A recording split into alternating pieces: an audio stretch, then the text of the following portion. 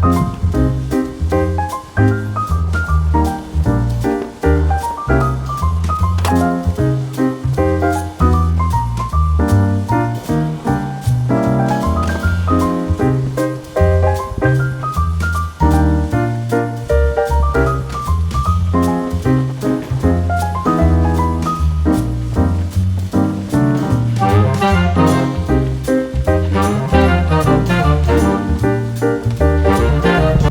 mga Kodoks, kamusta na kayo? Day off ko na naman. Actually, hindi ko alam kung anong gagawin today. So naisip kong pumunta ng isang Catholic church dito lang malapit sa bahay ko, dito sa Scotland. So as you can see guys, makulimlim ang panahon ngayon dito sa Scotland. Gloomy. Summer. So I think medyo patapos na yung summer. Kaya ganito na yung weather ngayon dito. So mas malamig dito na part ng UK compared sa other parts ng UK tulad ng England at saka Wales. So mas malamig talaga dito sa Scotland guys. So hinahanap ko yung Catholic Church, approximately mga 14 minutes daw from my current location. So sana safe lang papunta doon. Wala akong ma-encounter na mga loko-loko sa daan. So let's go guys. Anyway, kung may loko-loko, meron naman akong tennis racket dito sa likod ko. So ano bang magandang i-share ko ngayon sa video na to, na related pa rin sa aking YouTube channel, na makaka-relate din kayo ng mga viewers at ilang subscribers ko. So I think mag-look back na lang tayo sa nangyari since dumating ako dito sa UK. So more than a year ago, kung nasubaybayan yung mga last videos ko, nag-uumpisa pa lang ako, 'di ba, sa journey ko bilang isang doktor dito sa UK. So as you know, consultant na ako na doktor na pediatrician sa Pilipinas. Nag-work ako sandali doon bilang isang consultant. Tapos eventually napunta kami ng misis ko sa American Samoa. Nag-work kami doon bilang isang doktor, as si misis bilang isang nurse. So ang gusto kong i-share for today's video positivity. So actually nung papunta pa kami dito sa UK, iniisip ko kung kakayanan ba namin na lilipat naman kami ng ibang bansa, mag-uumpisa from scratch, from zero. Comfortable na sana yung buhay namin sa Pilipinas at mukhang kaya naman namin mabuhay doon, pero pinili namin na mag-ibang bansa dahil yun yung naisip namin na future namin ni Mrs. So initially pagdating ko dito sa UK, actually before ako dumating ng UK, pinaprocess pa namin yung mga papers, which is very long. Hindi siya walk in the park na processing ng mga papers. Hindi rin madali. Daming mga requirements, daming dapat i-authenticate, i-verify ng UK government, ng employer ko, employer ni Mrs. So talagang ini-scrutinize yung mga documents para makapunta tayo dito sa abroad. So yun nga yung nangyari. Aside from that, kailangan mo din magbayad ng malaki for processing, for visa, airfare, bibenta mo ba yung mga gamit mo sa Pilipinas, kailangan mo mag-resign, kailangan mo paalam. So ang daming dapat gawin kung ikaw ay maalis sa bansang Pilipinas. So apart from that, dami mo pang kailangan kunin ng mga qualifying exams para sa profession mo. So sa case namin ni Mrs., kinailangan namin kumuha ng maraming exams ah, para maging doktor at maging nurse dito sa United Kingdom. Hindi madali. Maraming gastusin, maraming oras na i-google mo for studying, for processing, at basta ang daming oras na dapat mong spend for everything para lang lumabas ng bansa, para mang ibang bansa at magtrabaho dito. So hindi madali mga kodok. So papaisip ako noon, ba't ba ginagawa pa namin to?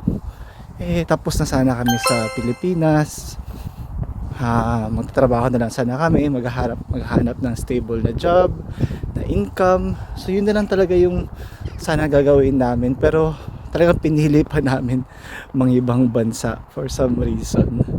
So minsan nung kalagitnaan ng pagsa-study ko, pagpa-process, parang napapaisip ako, kaya talaga to? Possible kaya talaga maging doktor dito sa UK? So pagdating ko dito sa UK, so naghanap kagad ako ng trabaho. Syempre hindi pa ako doktor nun, so kasi hindi kino-complete ko pa yung mga exams ko. So talagang panay-aral ko ng time na yun, at naghahanap din ako ng work sa hospital bilang hindi isang doktor. So naghanap ako ng work. Actually inaabot ako ng 6 months mga kodoks para maghanap lang ng work bilang hindi isang doktor, hindi pa to doktor na job. So inaabot ako ng mga 6 na buwan before ako nakapagtrabaho dito sa UK bilang early years educator. So yung early years educator, isa itong parang teacher sa less than 5-year-old na child. So nasa hospital yung base ng work ko noon bilang early years educator. So nag-work ako ng mahigit 1 taon bilang early years educator.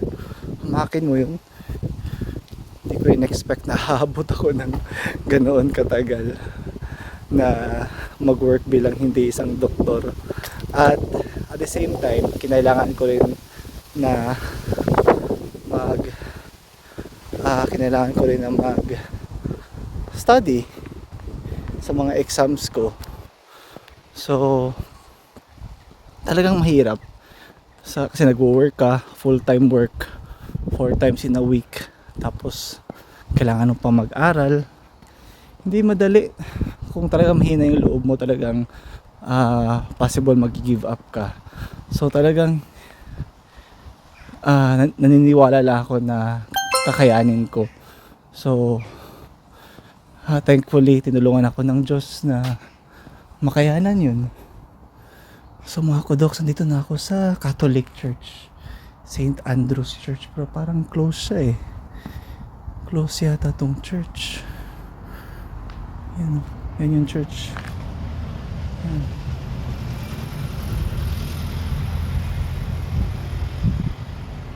Pero parang close. Check ko nga. So close mga kodoks, mag-pray na lang tayo dito. Guys, yan yung church, pero close siya for today.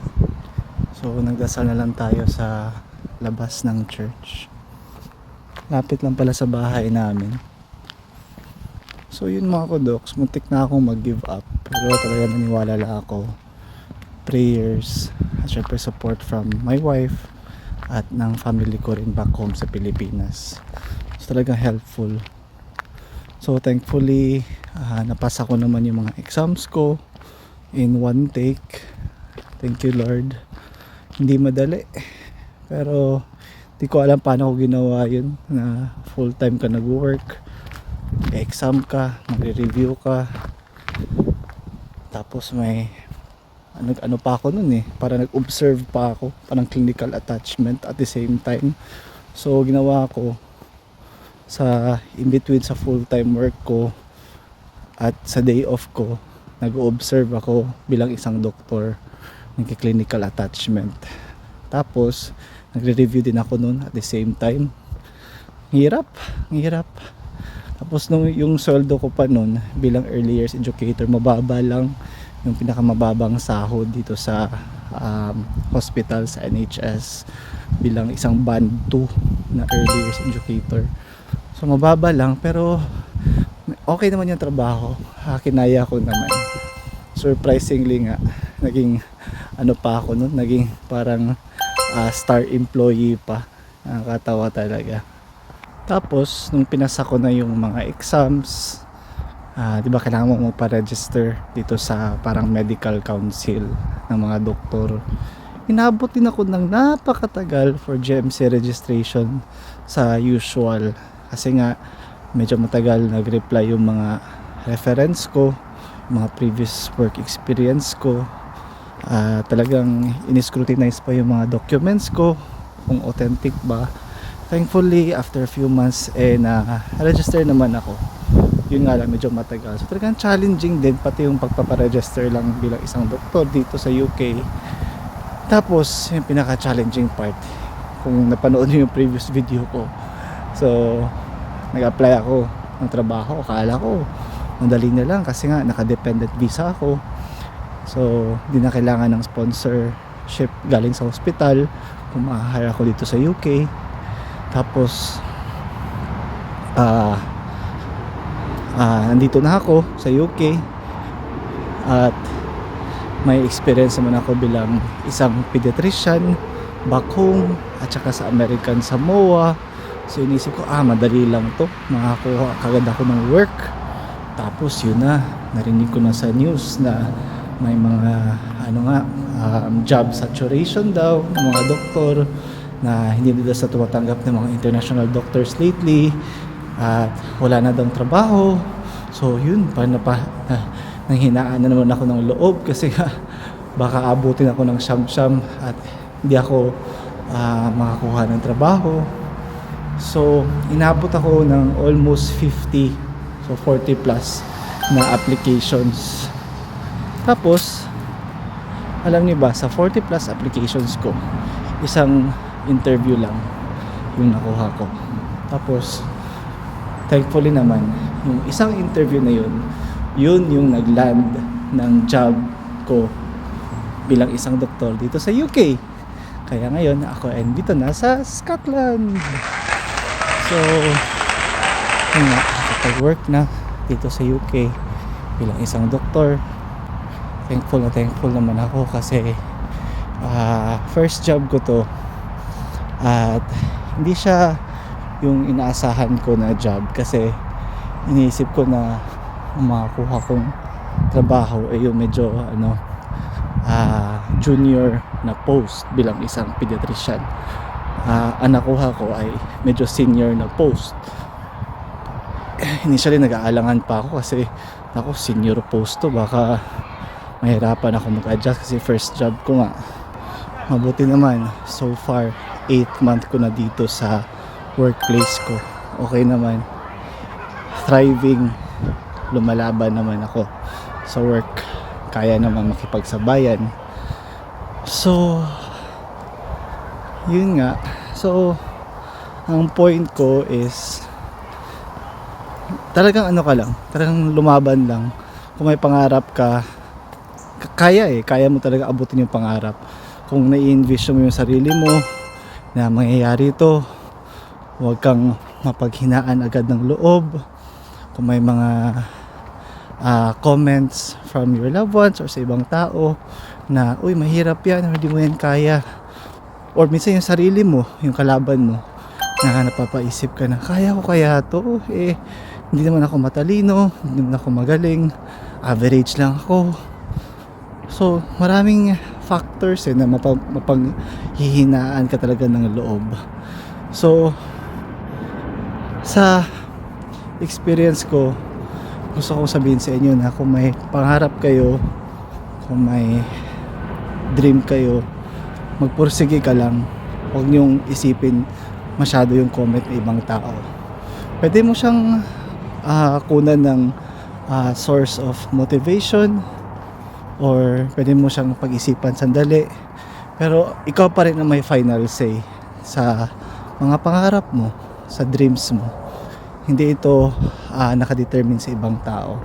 So ikaw at ikaw lang at ang mga tao na naniniwala sa iyo at syempre si Lord, siya lang yung may alam kung para ba sa iyo talaga tong dream na to. So talagang mangarap ka lang mga kudoks at manalig ka sa Diyos na ibibigay niya ang pangarap mo kung talagang yan ang will ni Lord. So hindi madali ang mga bagay-bagay. Kung gusto niyo mag-abroad, hindi madali mag-abroad. Akala ko noon madali lang mag-abroad. Yun pala, hindi pala madali. Bukas work na naman ako, 2 night shifts na naman, bakbakan na naman. So sa work ko, usually ko night shift, dalawa lang yung doktor na nandyan, isang junior doctor at ako ang medyo senior na doctor, at saka yung consultant ko on call lang kung kinakailangan ko lang tulong niya. So nakaka-adjust na so far.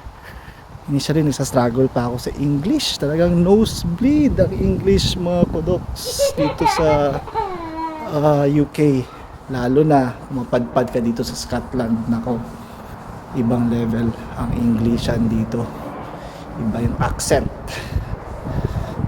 Pero wag yan maging hadlang sa mga plano mo, sa mga pangarap mo, kasi nakasanay ka rin bilang Pilipino. Adjustable naman tayo, matry tayong makipag sabayan. So maniwala ka lang at huwag kang paghinaan ng loob, lakas ng loob lang at pananalig sa Diyos. Kakayanin natin yan. Ganda ng view dito mga kudoks. So ganito yung mga countryside dito sa UK. Ito yung mga bahay. Ito yung mga usual na bahay dito. Yan. Typical na bahay dito sa UK. Yan, tinatawag nila na attached na house. Yan, attached house. Daming puno. Hindi ka basta-basta papawisan dito kahit summer season. Yan, yung mga bahay.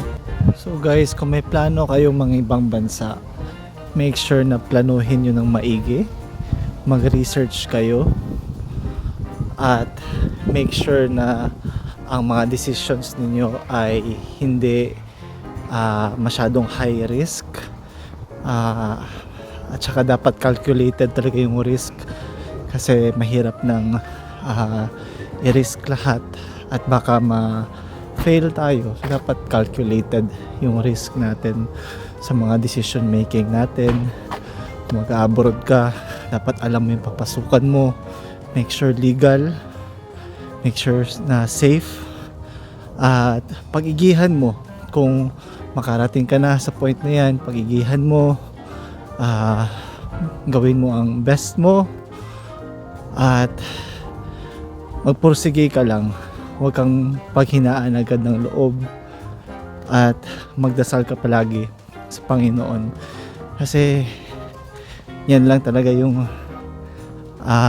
sandigan natin. Si Lord lang talaga. Kahit ano pang galing natin, ano pang yaman natin, si Lord lang talaga ang makakatulong sa atin, lalo na kung down na down tayo mga kudoks. So malapit na akong dumating sa tennis court. So after nito uwi na naman ako, mag-exercise na ako dito sa tennis court.